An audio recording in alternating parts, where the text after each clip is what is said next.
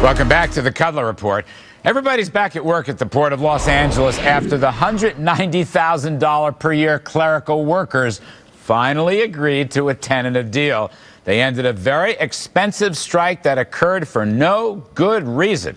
Once the federal mediators were called in, the union caved, fearing they'd lose that outrageous compensation package. I can't think of anything better that they caved.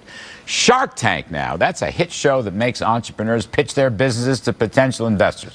One of those judges is Lori Greiner, and she's worried. She's worried about taxes and regulations and the whole business psychology, from what I gather. And Lori joins me right here. What do you look for? You're a judge at this Shark Tank thing, okay? Right. So it's kind of it's a reality show. It is. All right. What do you look for? What do you want to see?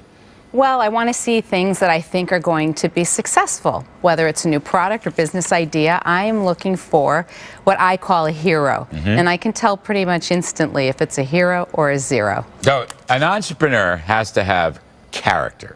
Yes, and they do. And you're looking for some form of character. You hit it right on the head. If I don't like who the person is, I don't care how great the idea is.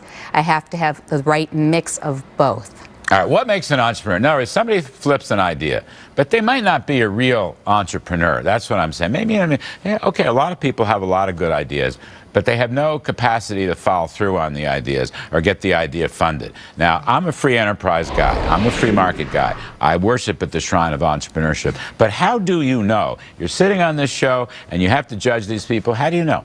Well, I think you can tell by talking to them. You can tell how intelligent they are. You can tell how experienced they are. You can tell if they have the heart, soul, passion, drive to get something done.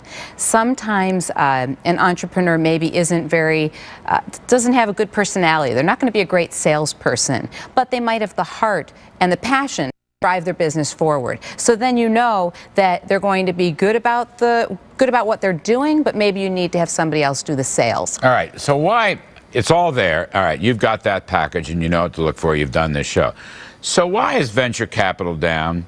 Why are new business starts? New business formations are the lowest they've been, I don't know how long. It's over 10, 12, maybe 15 years. Why is this not happening in America? There's probably a lot of Americans who would meet your criteria, but it's not happening. What's wrong with this? Well, the Small Business Administration says that small businesses currently represent 98% of all of the businesses. So are you sure that they're down?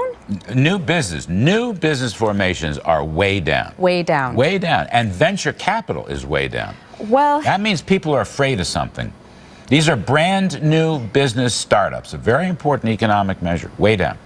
Well, I think, you know, to me, I'm an entrepreneur. And I think that true entrepreneurs, it doesn't really matter what's going on in the economy. If they come up with a great business idea, great product, they're risk takers. They're going to go for it. It doesn't matter if the taxes are up 5%. It doesn't matter what is going on with that. They are people that just are pioneers. They're going to forge ahead and start that business no matter what. I had my pal Art Laffer on, and we were talking about capital. And capital is going to be taxed much more heavily, no matter what happens with the fiscal code. The tax rate on capital gains, for example, which is a key tax on wealth and risk-taking and entrepreneurship, is going up. Is that going to make it harder?